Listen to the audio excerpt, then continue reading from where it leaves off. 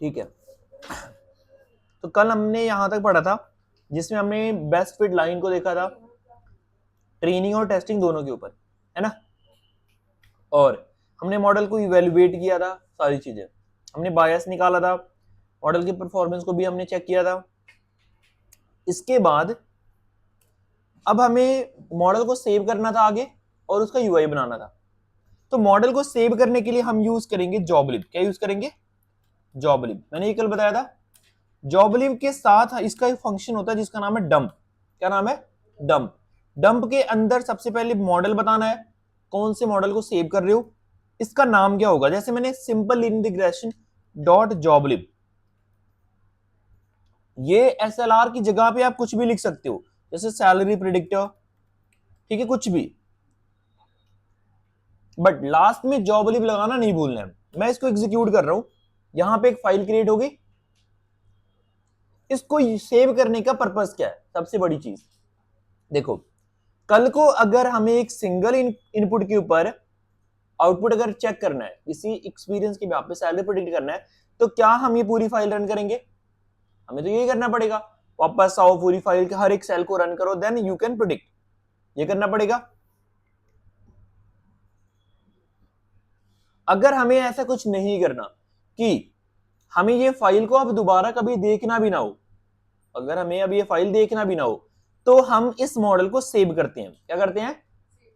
ताकि हमें इस फाइल से छुटकारा मिले और अपनी जरूरत के हिसाब से हम इस मॉडल को यूज कर सके। ठीक है, जैसे अब अगर मुझे सिंपल एक इनपुट लेना है, मतलब मैंने एक एक्सपीरियंस दिया, उसकी वजह पे सैलरी प्रिडिक्ट करानी है, तो मैं इस फाइल की तरफ नहीं आऊंगा, बल्कि मैं इस मॉडल को यूज करूंगा। बल्कि मैं इसको बेसिकली एक ट्रांसफॉर्मर बोलते हैं। क्या बोलते हैं? कि ये ट्रेन हो चुका है, अब ये सेकंड लेयर की तरह काम करेगा। किसकी तरह? मतलब इसको हमें ट्रेन करने की जरूरत नहीं पड़ी और हम इसका डायरेक्ट प्रोडिक्शन ले रहे हैं इससे। तो इसका मतलब हो गया कि सेकंड लेयर ट्रांसफॉर्मर, जो प्री ट्रेन्ड होते हैं, पहले से ट्रेन मॉडल। तो अब ये पहले से ट्रेन मॉडल हो गया, मतलब हमने ट्रेन करके सेव कर लिया, हमें इस फाइल को टच भी नहीं करना। तो मैंने एक फाइल क्रिएट करा, slrui.py, ठीक है, simple linear UI dot P.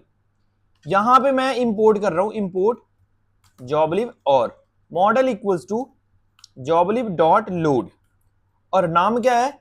ये रहा हमारा मॉडल। इसके पाथ को कॉपी करना है और यहां पे पास कर देना है। ठीक है, अब इस वाले फाइल से कोई मतलब नहीं हमें। अगर आपको एक सिंगल इनपुट पे आउटपुट लेना है, तो आप सीधा प्रिंट में डालो मॉडल डॉट प्रिडिक्ट और इसके अंदर एक्सपीरियंस पास कर दो। जैसे 1.4 इसने हमें कितना दिया था? 39, ये दिया था। कल को जब हमने ट्रेन किया था तो 39 ही दिया था, 38, ठीक है। आज भी करीब 38940, इतना एग्जैक्ट सेम आया है। क्या हमने इस फाइल को ओपन किया? नहीं किया, हम तो यहां पे कर रहे हैं सारा कुछ। अगर मैंने एक दूसरा इनपुट दे दिया, मान लो मैंने 2.3 दे दिया कि 2.3 ईयर का एक्सपीरियंस है, इसकी सैलरी क्या होगी बताओ, तो आप फाइल रन करो, आपको आंसर मिल जाएगा 47,357, इतनी सैलरी होगी। ठीक है, ये हो गया कि आप इसको एज ए बैकएंड के तरीके से यूज कर रहे हो। अब अगर इसको किसी ऐप में, जैसे चैट जीपीटी एक ऐप है, वेबसाइट है, उसके अंदर भी ऐसे एक मॉडल चल रहा है, जो हम क्वेरी भेजते हैं ना, वो क्वेरी जाता है मॉडल के पास, मॉडल उसको प्री प्रोसेस करता है, उसके बिहाफ पे एक नया रिस्पॉन्स जनरेट करता है। तो हम इसको एक ऐप के अंदर डालेंगे। किसके अंदर डालेंगे? ऐप के अंदर। और ऐप बनाने के लिए, यानी वेबसाइट बनाने के लिए, हम यूज करेंगे स्ट्रीमलिट एस एस टी। आ रहा है समझ? इसके बाद S T dot title salary predictor, ठीक है, सैलरी प्रिडिक्टर। इसके बाद यहां पे लिख दिया मैंने S T dot markdown, here you will pass your year of experience, ठीक है, and you will get your, एक बजे, हाँ जी, प्रिडिक्टर, ठीक है। सैलरी। मैंने जस्ट एक इंफॉर्मेशन प्रिंट करा दिया कि इस यूआई यानी इंटरफेस में आप करोगे क्या या फिर आपको मिलेगा क्या। प्रोजेक्ट को रन करने के लिए मैंने लिखा स्ट्रीमलिट रन, ठीक है। फाइल मेरी कहां पे है, सीबिट्स के अंदर 11 AM पाइथन नाम से एक बैच है, 11 AM ये नाम ना,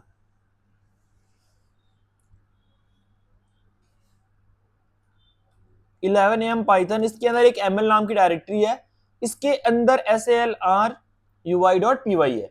तो मैं इसको रन कर रहा हूं, रन करने से हमें एक यूआई मिलेगा कुछ इस तरीके से, मिल गया। सैलरी प्रिडिक्टर इसका टाइटल है, और यहां पे जस्ट एक इंफॉर्मेशन प्रिंट आ रही है कि here you will pass your year of experience and will get your predicted salary. अब एक्सपीरियंस पास करने के लिए हमें एक वेरिएबल चाहिए, ईयर या फिर कुछ भी बना लो आप, st डॉट नंबर इनपुट, इसके अंदर लेबल पास कर दिया मैंने ईयर ऑफ, ठीक है, एक्सपीरियंस, और प्लेस होल्डर में मैंने पास कर दिया enter your how many year of experience,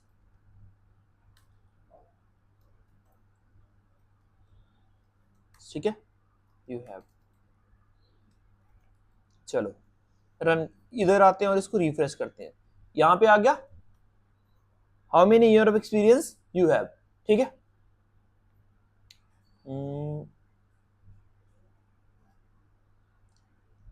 उसकी जगह पे टेक्स्ट इनपुट दे लेता हूँ यार, वो ज्यादा सही रहेगा, मतलब वो अच्छा दिखेगा इसलिए, ठीक है। How many year of experience you have, समझ में आ रहा है। मान लो किसी ने 1.5 दिया, क्या दिया, इसके बाद एक बटन होगा, क्या होगा, बटन जो प्रिडिक्ट करेगा। उस बटन पे अगर यूजर क्लिक करेगा, जैसे चैट जीपीटी है, हमने इसको यहां पे एक इनपुट दिया, इनपुट देने के बाद हम बटन पे क्लिक करते हैं, एंटर करते हैं, तभी जाके वो एआई रिस्पॉन्स देता है हमें, तभी जाके देता है।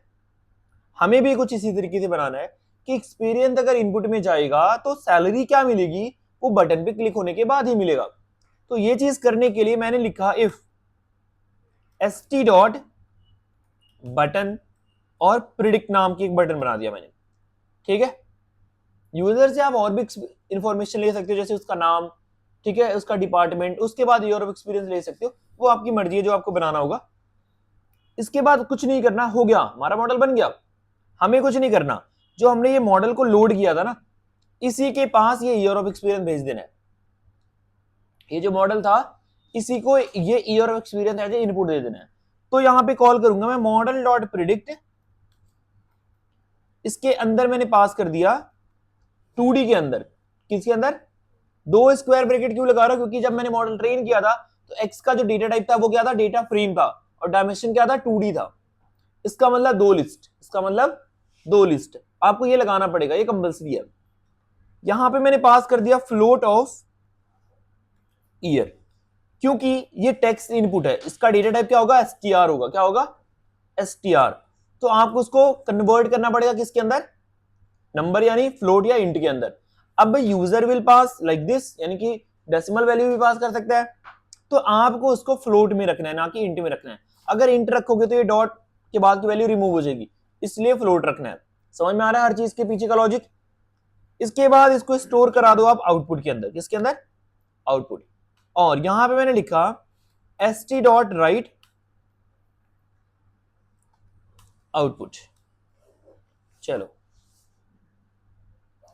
प्रिडिक्टेड सैलरी कितनी आई है, 39,875 एंड सो ऑन, सारा कुछ आ गया।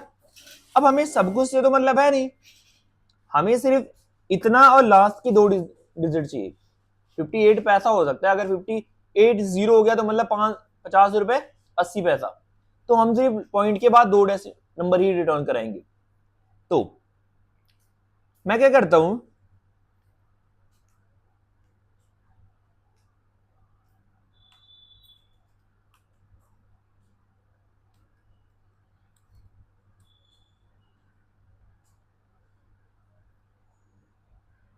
अगर आप राउंड लगाओगे तो ये डेसिमल के बाद की वैल्यू पूरी रिमूव कर देगा, या तो आप राउंड लगाओ राउंड फंक्शन क्या करता है, राउंड ऑफ करके वैल्यू दे देता है, ठीक है। मतलब कि इसका जो प्रिडिक्टेड वैल्यू था वो 0.580 आ रहा था, जैसे ही राउंड फंक्शन लगा अप्लाई करते ही उसने डॉट को हटा दिया, डॉट के बाद की वैल्यू को रिमूव कर दिया। या तो आप ये कर लो, अगर नहीं तो आप इसको टाइप कास्ट कर लो किसके अंदर, इंट के अंदर। किसके अंदर, इंट। अगर आप इंट में, हाँ जी हाँ जी, आउटपुट तो बंदी में ही मिलेगा क्योंकि आउटपुट तो वाई के एक सीरीज के अंदर था ना, इसकी वजह से। मतलब अगर मैं राउंड नहीं लगा रहा हूं, मैंने मान लो मैं नीचे ही दिखा देता हूं फ्लोट, एक मिनट बताता हूं। जो ईयर था, यहां पे मैं टेक्स्ट इनपुट ले रहा हूं, क्या ले रहा हूं, ईयर का जो डेटा टाइप आएगा वो str आएगा, क्या आएगा, यानी 1.5 जो होगा वो एक नंबर नहीं बल्कि एक कैरेक्टर होगा। 1.5 मतलब वो कैरेक्टर हो गया जैसे ही str के अंदर गया। मतलब कि अगर मैं इस तरीके से 1.5 को लिख रहा हूं तो ये क्या है, str हुआ ना ये। अभी कोड्स के अंदर ये जनरली है, किसके अंदर है, कोड्स के अंदर। मतलब यहां पे हमने कोड्स लगाया नहीं, but default text input str के अंदर ही आता है, किसके अंदर, str के अंदर। और मॉडल को क्या चाहिए, नंबर चाहिए, मॉडल को क्या चाहिए, नंबर चाहिए, उसको कैरेक्टर नहीं चाहिए। तो नंबर भेजने के लिए या तो इंट में टाइप कास्ट करोगे या तो फ्लोट में करोगे। अगर इंट में टाइप कास्ट करोगे तो 1.5 अगर लिखा है किसी ने तो ये 1 बन जाएगा, मतलब 0.5 तो हट गया ना, मतलब हमारा आंसर क्या होगा, वो खराब हो जाएगा, हमारा आंसर गलत आएगा। तो इसलिए हम इसको फ्लोट में कन्वर्ट करते हैं, किस में करते हैं, फ्लोट में। तो आप इस तरीके से इसको मतलब टाइप कास्ट करते हो एक तरीके से str से फ्लोट के अंदर। फिर ये हमें एक सैलरी आउटपुट देगा जो हमने इसमें स्टोर कर लिया आउटपुट के अंदर, ठीक है। अब जब ये आउटपुट आएगा तो ये कुछ इस तरीके से नहीं, बल्कि अगर मैं यहां पे लिख के दिखाऊं st.write, ये एक 1D एरे के अंदर आएगा, किसके अंदर आएगा, 1D एरे। देखो ये इस तरीके से आया वैल्यू एक सीरीज की तरह, और यहां पे इस तरीके से और यहां पे इस तरीके से। अब ये दो सेम क्यों आ रहे हैं, क्योंकि मैंने एक को राउंड ऑफ कर दिया था और एक को इंट में कन्वर्ट कर दिया था। अगर मैं राउंड ऑफ हटा दूं तो इंट वाला भी सही चल रहा है मेरा, अगर मैं इंट हटा दूं मुझे टाइप कास्ट करने की जरूरत नहीं है, मैं राउंड ऑफ लगा सकता हूं। फर्क इतना है कि राउंड ऑफ करने में पॉइंट के बाद अगर 4 से ज्यादा वैल्यू आ रही है, मतलब 5 है, तो वो 1 प्लस कर देगा, क्या कर देगा। बट इंट में अगर आप लगाओगे तो पॉइंट के बाद सब कुछ हटा देगा। दोनों के आंसर में डिफरेंस देख सकते हो आप। राउंड ऑफ ने 5 की जगह 6 दे दिया और इंट ने 5 को ही रखा, बट डेसिमल के बाद के सारे एलिमेंट हट गए। और सिंपल इस तरीके से प्रिंट कराए तो ये 1D है, क्या है, 1D एरे। तो हम इसको इस तरीके से नहीं प्रिंट कराते हैं, बल्कि मैं यहां पे लिखता हूं एफ स्ट्रिंग के अंदर द प्रिडिक्टेड सैलरी, ठीक है, इक्वल्स टू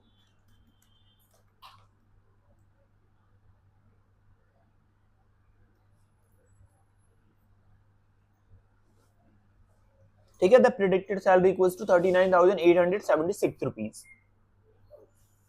आया समझ। अब मान लो हमने 4.5 एक्सपीरियंस दे दिया, प्रिडिक्ट पे क्लिक करा, 6793 बना गया, समझ में आ रहा है।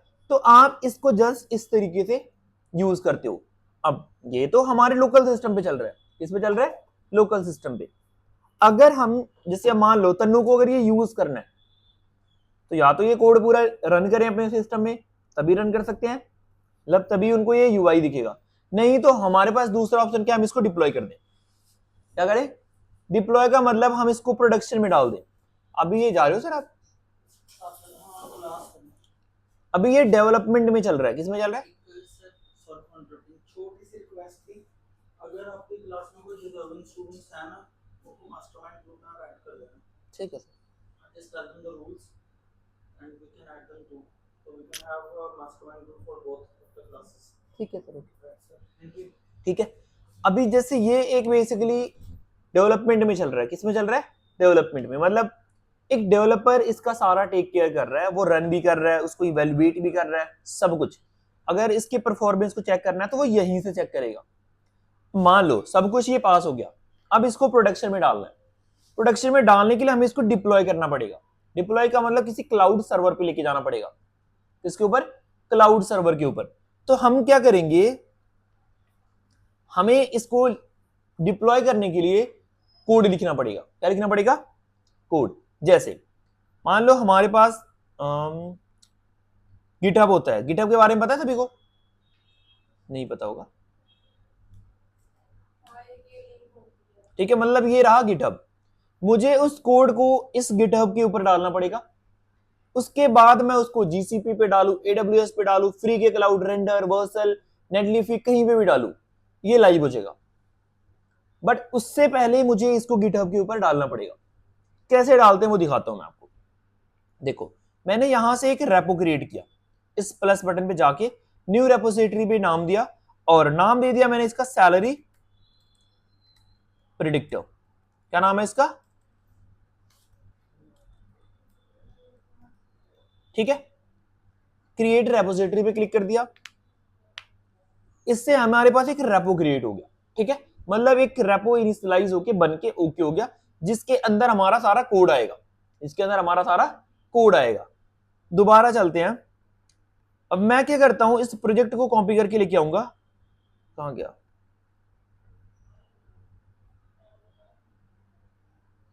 ठीक है, ये रहा हमारे पास प्रोजेक्ट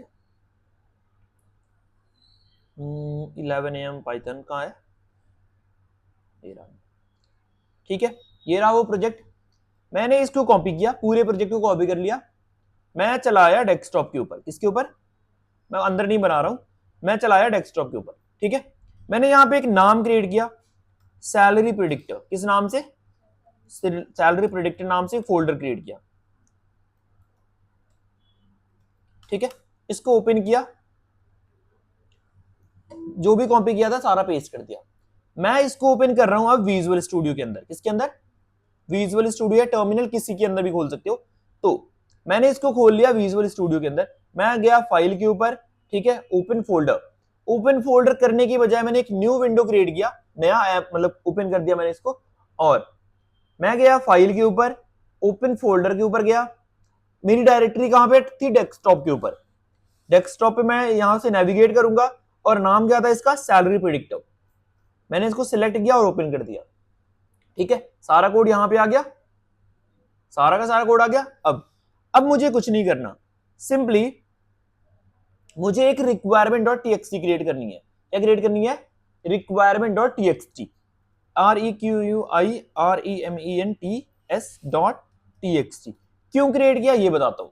देखो, हमने इस पूरे प्रोजेक्ट को बनाने के लिए बहुत सारी चीजें यूज करी, जैसे मॉड्यूल, हमने मॉड्यूल यूज किया, हमने numpy यूज किया, हमने pandas यूज किया, हमने मैटप्लॉटलिब यूज किया, ठीक है, सीबोन, हमने साइकिट लर्न भी यूज किया था, हमने स्ट्रीमलिट भी यूज किया, जॉबलिब साइकिट लर्न के साथ ही आ जाता है। हमने ये 5-6 चीजें यूज किया था, हमने इसका नाम इस requirement.txt के अंदर डाल दिया। अब हम अपने कोड को पुश कर सकते हैं गिटहब के ऊपर। किसके ऊपर, गिटहब के ऊपर। गिटहब पे पुश करने के लिए कुछ नहीं करना, टर्मिनल खोलो, क्या करो, न्यू टर्मिनल पे क्लिक करो, टर्मिनल ओपन हो गया, यहां पे लिखोगे गिट इनिट, इससे एक गिट रेपोजिटरी एम्प्टी इनिशियलाइज होगा। क्या होगा, रेपो इनिशियलाइज होगा, जिसके अंदर हमें अपना कोड ऐड करना है। रेपो इनिशियलाइज हो गया, इसके बाद एक कमांड दूसरा चलाएंगे, गिट ऐड डॉट।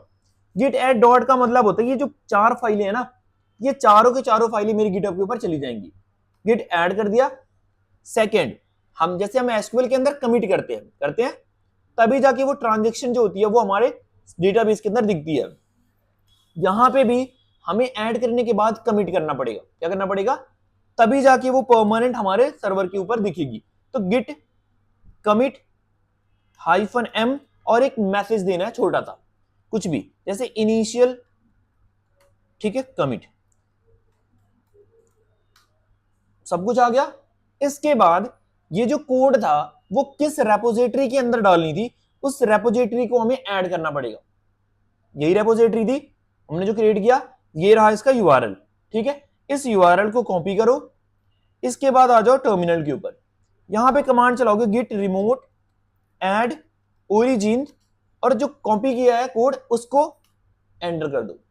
कमांड क्या चलाया मैंने, git remote add origin, और जो गिटहब का ये लिंक था इसको कॉपी करना है और इसके साथ यहां पे पेस्ट कर देना है। आपका कोड गिट के ऊपर चला गया। अब गिट के ऊपर अभी नहीं गया, मतलब कि इस रेपो के साथ वो लिंक हो गया। कोड को दिखाने के लिए फाइल रन करनी पड़ती है। मान लो एसक्यूएल का पूरा कोड लिख दिया, कमिट वगैरह सब लिख दिया, बट फाइल चलाई नहीं। जब तक नहीं चलाएंगे वो दिखेगा नहीं। यहां पे वो कोड दिखाने के लिए आपको लिखना पड़ेगा git push -u origin main या फिर मास्टर। जैसे मैंने मेन पे चलाया, इसने सब कुछ दे दिया, set up to track origin main, मतलब कि जो कोड आपने लिखा, जो भी यहां पे कोड था, वो सारा का सारा कोड आपके गिट के ऊपर जा चुका है। कंट्रोल R से रिफ्रेश करोगे आपको सारा कोड दिख जाएगा। मतलब अब जो यहां पे कोड है ना, वो सारा कोड यहां पे रिफ्लेक्ट हो रहा है। मतलब कि गलती से आपका सिस्टम फॉर्मेट हो गया, सब कुछ डिलीट हो गया सारा कोड, बट वो फिर भी यहां से डिलीट नहीं हो सकते, कभी भी नहीं। जब तक आप खुद से डिलीट नहीं करोगे वो तब तक ये डिलीट नहीं होगा। तो एक तरीके से ये कोड मैनेजमेंट के लिए यूज करते हैं डेवलपर्स जो भी होते हैं, वो गिट उनको आना चाहिए। If you don't know about git, आपको कोई कंपनी पूछेगी भी नहीं। क्यों? रीजन क्या है, कोड तो लिखने आता है, बट उस कोड को किसी को शेयर करना पड़ेगा। एक प्रोजेक्ट में 10 बंदे काम करते हैं, 10 में से 10 का अलग अलग टास्क होता है। सारे अपने अपने कोड को एक टीम लीडर के पास भेजते हैं और वो कोड यहां पे ट्रैक होता है। मान लो मैंने किसी को रिक्वेस्ट दी कि भाई तू यहां पे काम कर सकता है, तो वो जो भी एक्शन लेगा वो मुझे यहां पे दिखेगा। यहां पे मतलब वो जो भी काम करेगा पुल रिक्वेस्ट में, उसने कुछ कमिट करा, वो सब कुछ मेरे को यहां पे मैं ट्रैक कर सकता हूं। तो गिट बेसिकली कोड मैनेजमेंट के लिए यूज किया जाता है। समझ में आ गया? हमारा प्रोजेक्ट यहां पे आ गया गिट के ऊपर, मतलब अभी लाइव नहीं हुआ है, गिट के ऊपर आया है।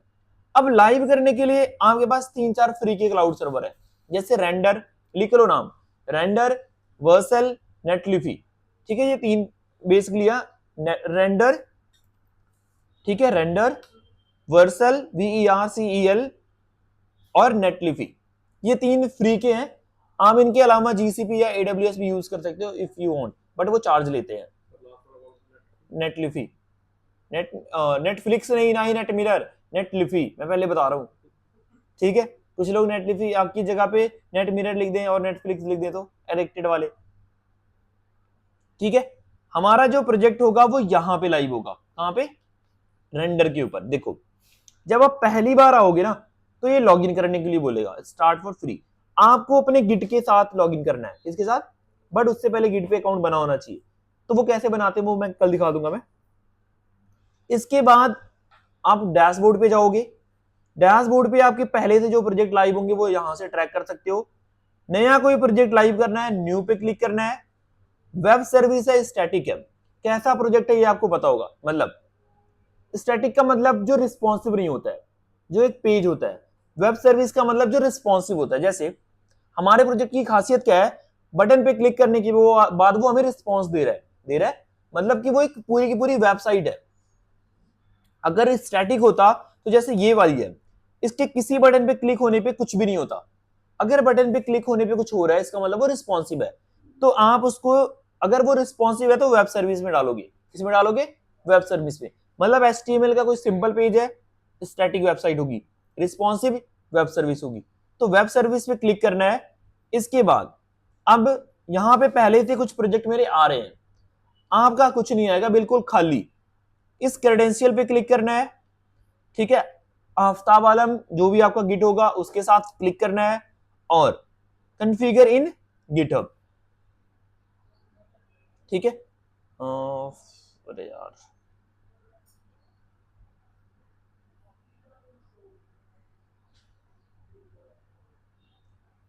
मेरे पास वो नहीं है यार,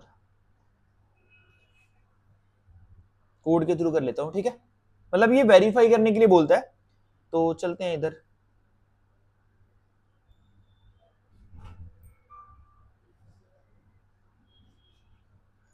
कोई मेरा हैक नहीं करेगा भाई, मैं पहले बता रहा हूं, ऐसा ना हो हैक कर लो। वेरीफाई पे क्लिक करेंगे। वेरीफाई होने के बाद यहां पे ये ऑप्शन दे रहा है ऑल रेपोजिटरीज करने हैं या कोई एक को करना है, तो हमें एक को ही डिप्लॉय करना है। तो only selected repository, select repository salary predictor, यही था। सैलरी प्रेडिक्टर पे क्लिक करके सेव जोन पे क्लिक करना है और चले जाना है रेंडर के ऊपर। किसके ऊपर? रेंडर। सैलरी प्रेडिक्टर आ गया, 5 मिनट पहले इसको गिट पे डाला गया, ये सब कुछ ट्रैक होता है। इसको बोलते हैं CI/CD पाइपलाइन एक तरीके से। सो क्या बोलते हैं? CI/CD pipeline. मतलब कि बताऊंगा ये आगे चल के क्या होता है। पिपल इंस्टॉल, ये देखो ये जो नाम है ना requirement.txt, ये एज इट इज सेम होना चाहिए जो यहां पे है। requirement.txt जो है वो इसके जैसा ही होना चाहिए, एकदम डिटो।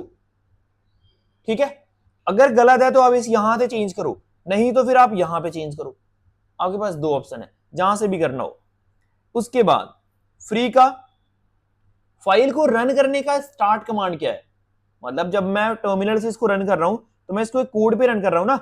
कोड का नाम क्या था? स्ट्रीमलिट रन main.py। अगर फाइल का नाम slrui.py है तो वो लिखेंगे। तो रन कमांड इसका क्या है? स्ट्रीमलिट और slr_ui.py, यही फाइल थी ना मेन वाली। इस पे क्लिक करना है और डिप्लॉय वेब सर्विस पे क्लिक कर देना है। लेट्स सी,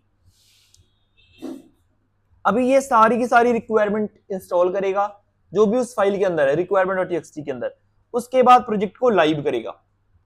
चलो देख लेते हैं। इंस्टॉलिंग पाइथन वर्जन 14 कर रहा है इंस्टॉल।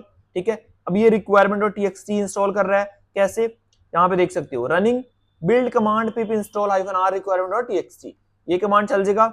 अब ये चलाएगा डिप्लॉय कमांड। अभी वो जो हमारे पास स्टार्ट कमांड था ना उसको चलाएगा। अगर एरर ना आया कुछ तो बढ़िया है।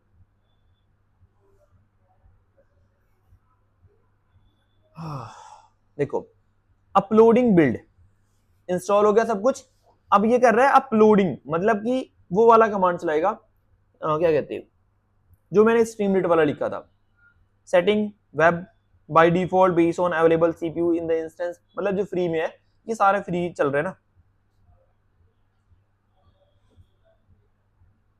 Build successful. अब नेक्स्ट कमांड रन होगा, इन प्रोग्रेस अभी है यहां से।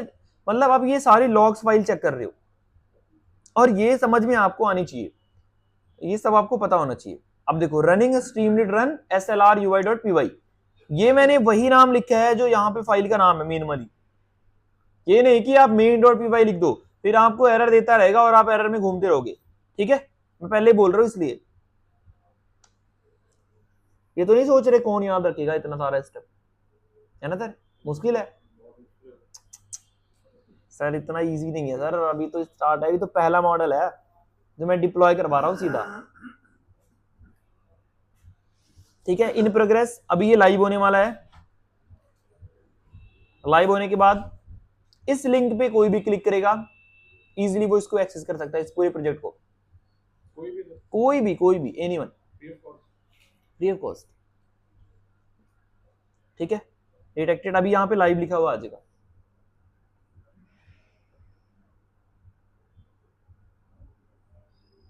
ठीक है,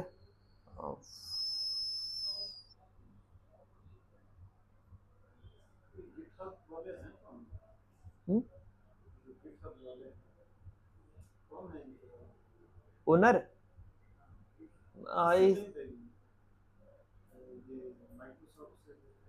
शायद, मतलब इसको किसी एक बंदे ने बनाया था ऐसे अपने यूज के लिए। हाँ जी, ये स्टॉप क्यों कर रहा है? कुछ एरर तो नहीं आया यार?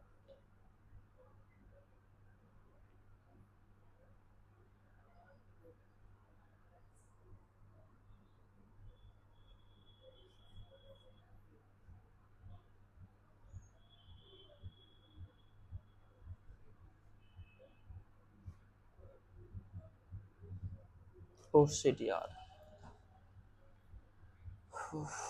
यहाँ पे जो पाथ है और यहाँ पे इसका जो पाथ होगा डिफरेंट हो गया ना। अब मतलब अभी जो हमारे पास फाइल है वो फाइल कहाँ पे है? डेस्कटॉप के ऊपर है, मतलब ये फाइल मिसमैच हो गई है ये वाली। ठीक है, तो कुछ नहीं करना, इसके पाथ को कॉपी करना है और यहाँ पे पेस्ट कर देना है। ठीक है, और कुछ नहीं करना, सिंपली ऐड से कमांड दोबारा चला देना है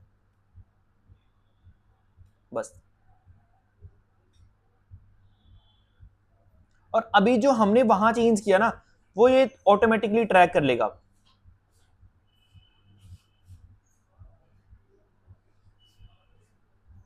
जैसे देखो सैलरी प्रेडिक्टर दोबारा डिप्लॉय हो रहा है, ठीक है।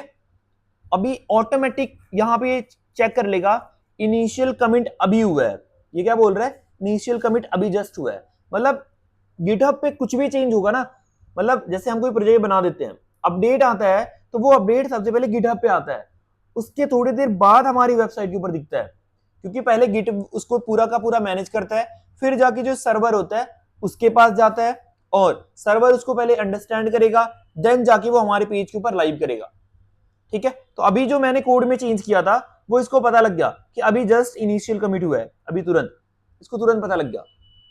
तो आप ये सारा कुछ, मतलब ये आपको समझ में आनी चाहिए, ये आपको सारी चीजें समझ होनी चाहिए अगर आप एआई इंजीनियर बनना चाहते हो तो। मतलब नहीं बनना चाहते तो वो अलग बात है, बट जो बनना चाहते हैं उनके लिए तो ये एक तरीके से रामबाण है, ये पता होना चाहिए, उनके रिज्यूम में ये ऐड होना चाहिए कि गिट आता है चलाना। सेम ही होगा, हाँ जो भी सिस्टम जो भी मतलब प्रोजेक्ट हम्म डिप्लॉय वाला सब सेम। हाँ अगर आपको मतलब क्या कहते हैं, अब जैसे ये लाइव हो गया, मैं यहाँ चलता हूँ रिफ्रेश करता हूँ इसको,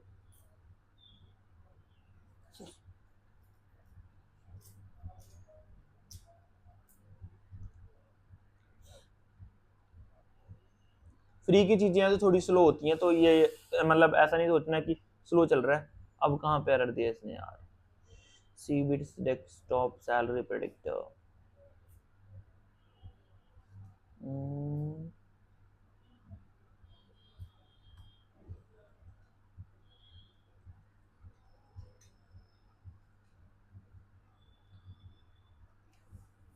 ये इसको फाइल मिल नहीं रही है ना बार बार,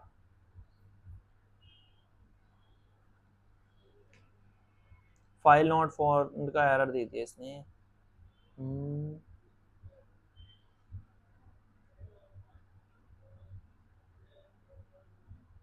new commit by auto deploy, अभी 11:47 पे हमने गिट के ऊपर अपडेट किया है, और वो अपडेट आने के बाद ये हमारे रेंडर ने तुरंत उसको कैच कर लिया और वो दोबारा हमारी वेबसाइट के अंदर चेंज कर रहा है।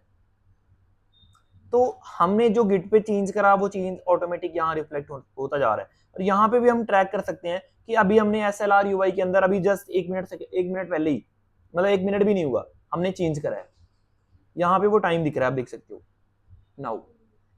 बाकी सारी फाइल में हमने कुछ भी नहीं चेंज करा, बट हमने SLR UI के अंदर अभी चेंज करा तुरंत, और ये यहाँ पे ट्रैक हो रहा है। तो ये चीजें बहुत मतलब अच्छी होती हैं एक प्रोग्रामर के लिए पता होना, क्योंकि इसके बिना एक डेवलपर कुछ नहीं है, बिना गिट के उसको कुछ नहीं पता। मतलब यहाँ पे कोई काम कर रहे हैं, हम वर्क फ्रॉम होम काम कर रहे हैं, और कोई यूएसए से काम कर रहा है, दोनों एक दूसरे के साथ कम्युनिकेट कैसे करेंगे, व्हाट्सएप पे 10 GB की फाइल होगी, कैसे भेजेंगे, हम नहीं भेज सकते। कोड कैसे भेजते हैं हम, ENV फाइल ही नहीं जाएगी पहली बात, तो हम उसको गिट के थ्रू भेजते हैं। किसके थ्रू भेजते हैं, एक ही गिट रेपो होती है हमारी पब्लिकली, उसके ऊपर वो भी काम कर रहा है, मैं भी काम कर रहा हूँ, दोनों ने शाम को अपना काम पुश करा, अपना सबने ट्रैक कर लिया। तो गिट आपको अच्छे से आना चाहिए, मैं तो यही बोलूंगा, बाकी अब आप लोग इंटेलिजेंट हो, इस बार चल जाना चाहिए, देखते हैं लोड हो रहा है।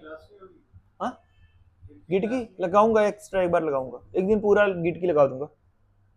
डाटा जब सेव रहता है, हाँ सेफ नहीं, सेफ रहता है, मतलब मेरा तो पब्लिकली है ना, मेरा तो सारा कुछ पब्लिक है, मतलब मेरे प्रोजेक्ट्स आप कोई भी यूज कर सकता है, जिसको मर्जी, जो मैंने जितने भी बनाए मैंने सारे डाल रखे हैं पब्लिकली, मतलब किसी को भी यूज करना है, किसी को अपने क्या कहते हैं स्कूल या यूनिवर्सिटी में देना है, तो अब यहाँ से प्रोजेक्ट उठाओ, आप दे सकते हो, कोई मसला नहीं है, बहुत सारे प्रोजेक्ट्स यहाँ पे, तो मैंने बनाए ही इसीलिए ताकि यूज कर सकें सारे के सारे। क्या हुआ,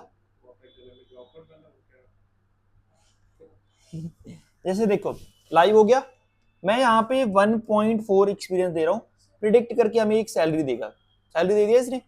अब इसको अगर किसी को भी चलाना होगा, अपने व्हाट्सएप के ऊपर जाओ, एक मिनट स्क्रीन बंद कर